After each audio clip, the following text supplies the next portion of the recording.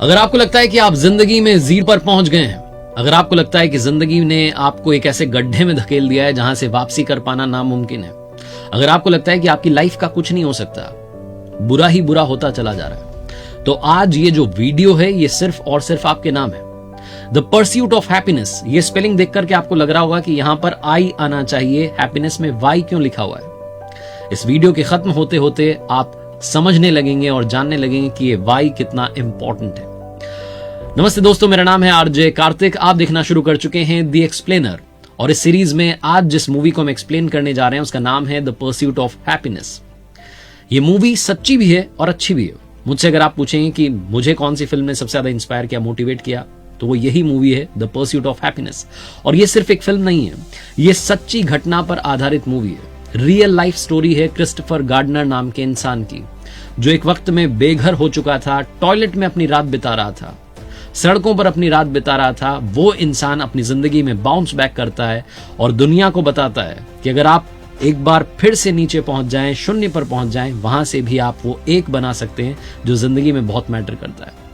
आइए बात करते हैं क्रिस्टोफर गार्डनर की उस कहानी को सरल शब्दों में आप तक पहुंचाने की कोशिश करता हूं।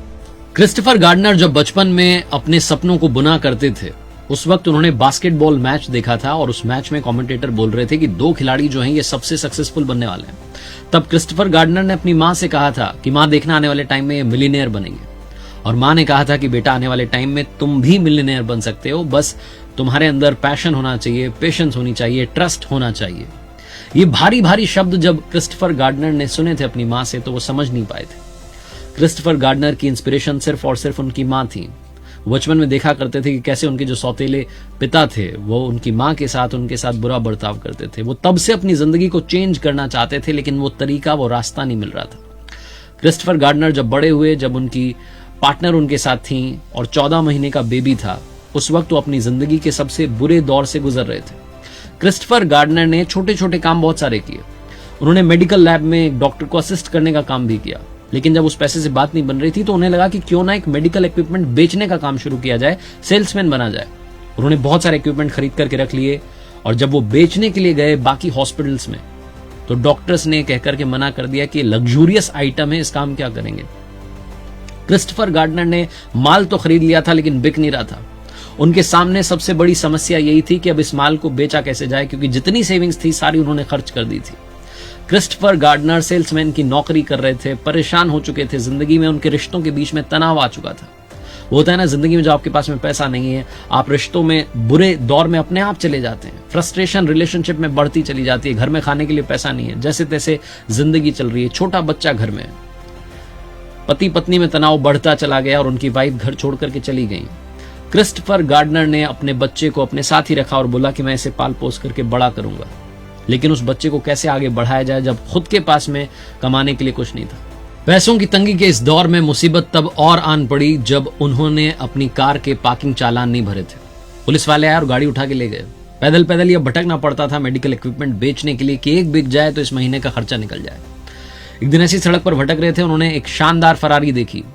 दौड़ते उसके पीछे गए, उसमें से एक आदमी निकला, उसके पीछे गए आदमी के, और उससे पूछा कि sir, what do you do and how do you do it, आप क्या करते हैं और कैसे करते हैं। उस व्यक्ति ने बोला कि मैं स्टॉक मार्केट ब्रोकर हूं, स्टॉक ब्रोकर हूं। ये टर्म उनके लिए नहीं थी क्रिस्टोफर गार्डनर के लिए, लेकिन ये जो शब्द थे, इन शब्दों ने क्रिस्टोफर गार्डनर को बहुत फैसिनेट किया, और उस दिन से उन्होंने स्टॉक ब्रोकर क्या होता है ये सर्च करना शुरू किया, मालूम करना शुरू किया। तो उन्हें पता चला कि एक फर्म में इसके लिए इंटर्नशिप प्रोग्राम रखा जा रहा है। इंटर्नशिप के लिए वो फॉर्म भरने के लिए गए उस उम्र में जब वो ऑलरेडी बहुत कुछ कर चुके थे, लेकिन अब कुछ नया करना चाहते थे, वो भी ऐसी फरारी लाना चाहते थे।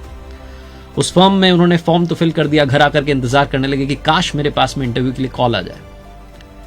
कॉल आया भी, उन्हें तारीख मिली भी, अगले ही दिन उन्हें सुबह 10 बजे ऑफिस में जाना था इंटरव्यू के लिए। लेकिन इसी सब के बीच में घर पर पुलिस आन पड़ी और पुलिस वालों ने कहा कि अब आपको सजा दी जा रही है, एक रात आपको जेल में बितानी पड़ेगी क्योंकि आपने पार्किंग चालान नहीं भरा। जब जेल पहुंचे तो वहां पर जाकर के ऑफिसर से रिक्वेस्ट की कि प्लीज मुझे जाने दीजिए, मेरा कल इंटरव्यू है, मुझे तैयारी करनी है वो। लेकिन उन्होंने एक नहीं सुनी, रात भर वहां जेल में रहे। अगली सुबह जब वहां से रिहा हुए तो समय बहुत कम बचा था, इंटरव्यू के लिए दौड़ना था। दौड़ते हुए भागते हुए पहुंचे उस फर्म में। पहना क्या हुआ था, बनियान के ऊपर जैकेट। वहां जितने लोग आए थे सब सूटेड बूटेड थे, ये इकलौते अजीबोगरीब टाइप के लग रहे थे। लोग भी देख रहे थे कहां से आ गया बंदा। इंटरव्यूअर ने इनको बुला भी लिया। अंदर जब बुलाया तो पूछने लगे वो कि अगर मैं आपको रख लूं, जिसने सिर्फ जैकेट पहनी हुई है, तो क्या कहोगे? क्रिस्टोफर गार्डनर ने कहा कि शायद आपने मुझे इसलिए रख लिया क्योंकि मेरी पैंट अच्छी थी। चाहे मेरे पास शर्ट नहीं थी, ब्लेजर नहीं थी, लेकिन पैंट अच्छी थी। इस जवाब पर इंटरव्यूअर मुस्कुरा गए और उन्होंने इन्हें इंटर्नशिप करने का मौका दिया। लेकिन जब इंटर्नशिप मिल गई तब क्रिस्टोफर गार्डनर को समझ में आया कि यहां पर पैसा नहीं मिलेगा। बिना पैसे की इंटर्नशिप कर रहे थे, ऐसे में घर कैसे चलाएं? घर का रेंट चुका पाना भी बड़ा भारी पड़ रहा था। क्रिस्टोफर गार्डनर के मकान मालिक ने उन्हें घर से बेघर कर दिया, बाहर निकाल दिया। थोड़ा सा सामान था, छोटा बच्चा, क्रिस्टोफर कहां जाते? एक कम्युनिटी शेल्टर में पहुंचे। वहां पर 5 बजे से पहले पहुंचना होता था, एक लंबी लाइन लगती थी। 5 बजे से पहले पहुंच गए, आपका नंबर आ गया तो आपको जगह मिल जाएगी, वरना आपके लिए दरवाजे बंद हैं। कम्युनिटी शेल्टर की भी अपनी कैपेसिटी थी, उस हिसाब से वहां लोगों को जगह दी जाती थी। जरूरतमंद लोग वहां करके लाइन लगाते थे हर शाम में। क्रिस्टोफर गार्डनर अपनी इंटर्नशिप खत्म करके फटाफट से वहां पहुंचते थे, लाइन में लगते थे। कभी कभी नंबर आता था, कभी नहीं आता था।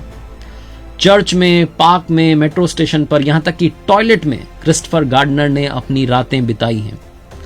क्रिस्टोफर गार्डनर को इंटर्नशिप से पैसा नहीं मिल रहा था। जैसे तैसे जहां समय मिलता था वो फटाफट से अपना मेडिकल इक्विपमेंट बेचने के लिए अलग अलग हॉस्पिटल में जाते थे और कई बार ना सुन करके वापस आते थे। कभी कभी किस्मत से एक आधा कोई इक्विपमेंट बिक जाता था, थोड़ा बहुत पैसा आ जाता था। क्रिस्टोफर गार्डनर ने अपनी इंटर्नशिप में सबसे ज्यादा मेहनत की। वो पढ़ाई किया करते थे रात में एक छोटे से बल्ब के नीचे बैठ करके। वो तैयारी किया करते थे कि काश जब इंटर्नशिप खत्म हो, एग्जाम हो, तो मेरा नंबर आ जाए। सीरीज 7 एग्जाम भी उन्होंने क्रैक की, इंटर्नशिप में भी उन्होंने शानदार परफॉर्मेंस दी। और जिस दिन इंटर्नशिप का रिजल्ट आया उस दिन सबके सामने बताया गया कि आज जो सिलेक्ट हो रहे हैं वो क्रिस्टोफर गार्डनर हैं। उन्हें फाइनली इंटर्नशिप के जरिए नौकरी पाने का मौका मिल गया था। क्रिस्टोफर गार्डनर ने शेयर करते हुए बताया कि जहां पर बाकी के जो हमारे साथी थे इंटर्नशिप में वो 100 कॉल्स हर दिन करते थे, मैं हर दिन 200 कॉल्स करता था क्योंकि मेरे पास में समय कम होता था। मुझे बाकी के समय में जाकर के इक्विपमेंट भी बेचना पड़ता था, सेल्समैन की नौकरी भी करनी पड़ती थी। उस दिन उन्होंने अपनी स्पीच में बताया कि मैंने अपनी जिंदगी में रातें टॉयलेट में भी बिताई हैं, अपने छोटे बच्चे को लेकर के सड़क सड़क भटकता रहा हूं। क्रिस्टोफर गार्डनर ने जब स्टॉक ब्रोकर का रास्ता चुना तो धीरे धीरे उनकी कहानी बदल गई। गार्डनर एंड रिच कंपनी नाम से उनकी आज एक ब्रोकरेज फर्म है। वो मिलीनियर हैं, मोटिवेशनल स्पीकर हैं। और क्रिस्टोफर गार्डनर की कहानी जिससे मैं बड़ा रिलेट करता हूं क्योंकि मैंने भी अपनी इंटर्नशिप के दिनों में ये सारा स्ट्रगल देखा है। मैंने भी ये देखा है कि जिंदगी जब आपको नीचे गिरा देती है तो आपको नीचे गिरने के बाद में ये नहीं सोचना है कि यही मेरी जगह है। आपको ये सोचना है कि यहां से मैं किस तरीके से बाउंस बैक कर सकता हूं। वो जो स्प्रिंग होती है, जितना दबाया जाता है, जैसे ही उंगली हटती है वो बाउंस करती है, बहुत ऊपर जाती है। वैसे ही आपको लाइफ में आगे बढ़ना है। क्रिस्टोफर गार्डनर की ये कहानी द परस्यूट ऑफ हैप्पीनेस, जिस पर मूवी बन चुकी है, उन्होंने एक बुक भी लिखी है। मुझे लगता है कि हैप्पीनेस में जो वाई है ये विक्ट्री वाला सिंबल है। ये वो वाई क्वेश्चन पूछने वाला नहीं है, ये विक्ट्री वाला सिंबल है, मुस्कुराने वाला सिंबल है। जिंदगी कभी आपको पीछे ले जाए तो याद रखिएगा कि शेर भी एक कदम पीछे लेता है। क्यों? छलांग मारने के लिए। छलांग मारो और कर दिखाओ कुछ ऐसा कि दुनिया करना चाहे आपके जैसा।